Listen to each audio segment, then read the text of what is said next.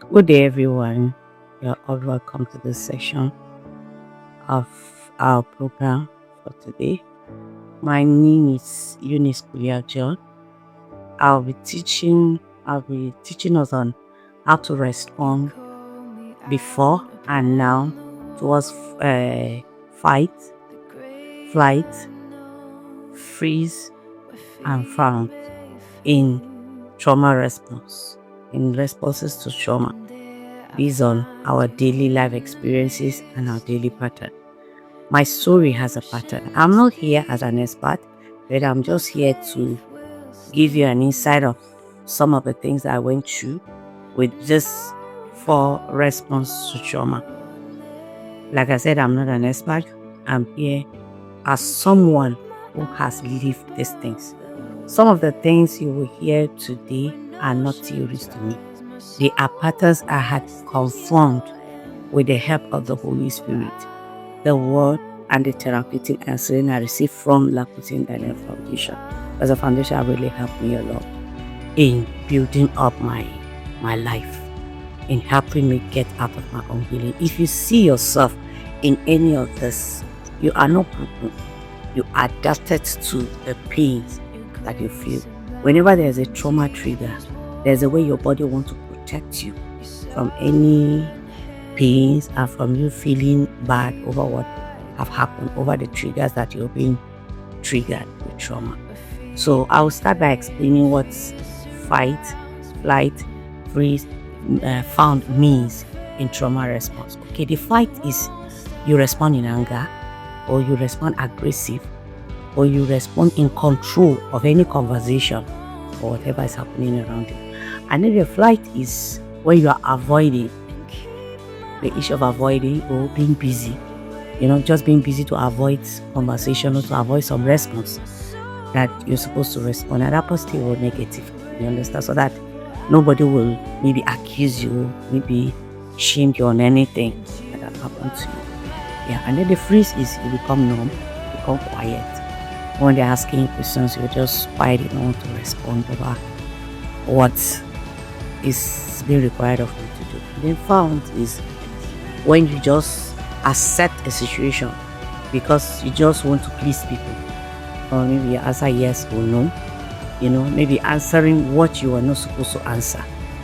You understand? So I give scenarios of what have happened to me based on this thing and how I've responded, and how the foundation, representing the name foundation, have taught me to respond. The way I react negatively, and then how God has helped me through the foundation to be able to react positively over these triggers in my life. Okay, first of all, I start with fight.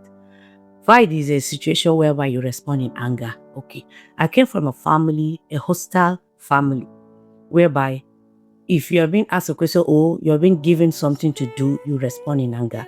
Or in a conversation between us, we don't have healthy conversations between us. With my other ones, with my siblings, even with my cousins, we grew up knowing that the safest way of defense is to get angry over every conversation, take control. Okay, like now, my children, when they offend me, you understand? When my children offend me, the next thing I start shouting, okay, let's say you as a parent, like me as a parent, there are days that, the cheapest food to cook around that area is tuwo. So when you cook tuwo, like my children at times, when I cook tuwo for them, they will tell me that they will not eat tuwo. They want to eat rice. You understand? Maybe my finances cannot be able to afford the rice at that moment. So when they said we want to eat rice, I get angry. Where did you see the rice? How can I get the rice? If you like, don't eat the tuwo. That's none of my business. It's your business. You stay hungry. You understand? That's not the response I was supposed to respond. But God has helped me to know that, okay, I can calm down and encourage them and talk to them. Okay, don't worry. Now I don't have money. When I have money, I'll be able to cook the rice for you. But for now, please manage this one because I don't have enough money. You understand? That's how the Holy Spirit has helped me to control this thing. And if I get angry easy because of their attitude or their behaviors, if I don't want to respond immediately, there's what we call breath control. I can breathe in, take some time and then breathe out. You understand? It will calm my nerves and make at least the anger will a bit subside. So the flight, that one is the fight, the one you're responding anger or being aggressive or taking control of any conversation. That is fight. And then flight is the situation whereby you avoid conversations. Maybe you are given a responsibility, you feel maybe you know it or maybe you don't know it and you have been taught to do it and you feel maybe you're not perfect in that area, then you just avoid taking that task. You are given a task, maybe like singers, maybe you'll be asked to go and sing a particular song. But because you feel if I sing, I may not sing it well. And if I explain to them that I cannot be able to sing it, they say, no, just go and try. And you don't want to go and expose yourself and let the world know that you don't know how to sing. So you refuse to go and sing. And then you just walk away. I do that a lot, Maybe you will not even come for the service that day. So that is avoidance. Or you just be doing busy, just be doing work so that they will not call you to come and do a particular task. You understand? You want to avoid, maybe people have come to see you for something very important, but you feel you cannot be able to handle that conversation at this time. Then you just be forming busy, you just be doing one or two tasks, doing one or two activities around, just to avoid that responsibility at that time. And then we have the freeze. The freeze, I want to give an example. Like I have a daughter that stays with me. She's like 19, 20 now. So because when she do things that are not right, there's a way I scold her. And maybe she doesn't like the way, teenagers, the way they behave. She doesn't like the way I scold her. So yesterday they went to fetch water with the younger one. So she left the house like 20 minutes before the younger ones left the house. So they went to the tap and they didn't see her at the tap. So they started fetching their water and then she came and she removed their own and then she started fetching the water. So the younger one got angry and come and told me that they were there before her. And I know the time she left the house. She left the house very early before they follow her, before they join her to the well. So I was asking her, when she came back, and I called her and I said, where did you go to? Your younger one said they went to the tap and you were not there. So what happened? She wanted to talk and she kept quiet. She does that a lot.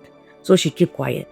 I kept asking, where did you go to? Where did you go to? She was a kind of quiet. I asked her, it took me sometimes. Okay, I had to calm down. I said, okay, tell me, where were you? So it was later, the Holy Spirit was able to help us. And then she now opened up and said, this is where she is. And there are times that you as a person, you go to pray and then you feel words are not even coming out. You just feel overwhelmed over situations that are happening. Maybe there's a problem that occurred during the day and then you go to the presence of God. You wanted to pray and then you were just quiet. You can't even open your mouth. You can't even mutter any word to God, So these are the situations that we say you become freeze when a situation happened. And then the found is when you just want to please people. Like I give example of myself and my elder sister. When we were growing up, my elder sister became like a mother to us. So she has been helping, she has been there for us. All of us, we are 4 in number. So she's always there to help. She's always there so we see her as a mother. So there are times that when she's talking about she's not a strong believer like that, though she's a Christian. So there are things that she don't understand. Maybe when people are talking about men of God that are into miracles that are not good. Me, that is a minister, there are times that when she's talking, there was this particular incident that happened. We were going to the same church together with her. So the minister now gave prophecy and she was now angry with the prophecy. So she now started talking, all these men of God that are fake, all these men of God that are not good. I said, I was just saying, I said, hey, when she says something, I just say yes. So that is why you don't want to say the right thing so that people will be offended with what you're saying. You don't even correct people when you're supposed to correct them because you just want to accommodate, let them not feel bad and leave you and then walk away. You understand? But as a believer and as a servant of God, if God have helped you get to a level that you become bold, and all these things will not matter to you again. We are going to be reading from the scriptures.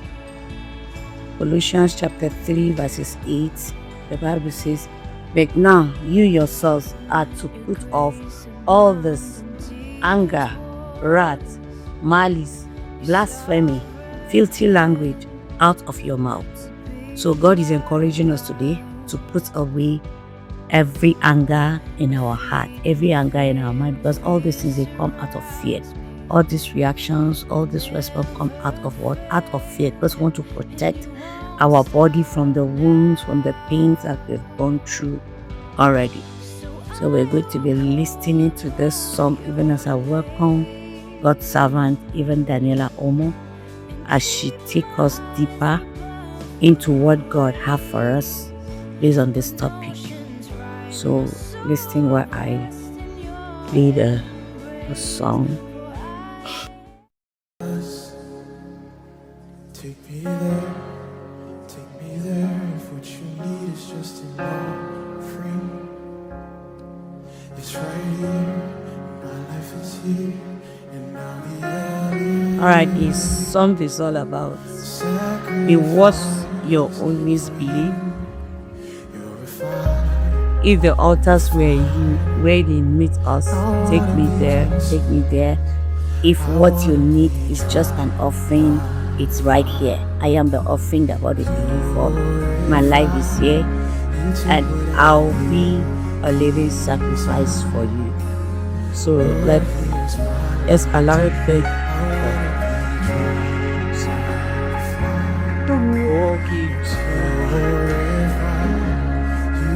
seek your glory once upon years. Let it fall, we want it all. The fire is consuming through this place, city of men, and now the living sacrifice for you. Thank you very much. So, Mama, you're welcome. You take over from there. God bless you. I believe God has ministered to you. Thank you.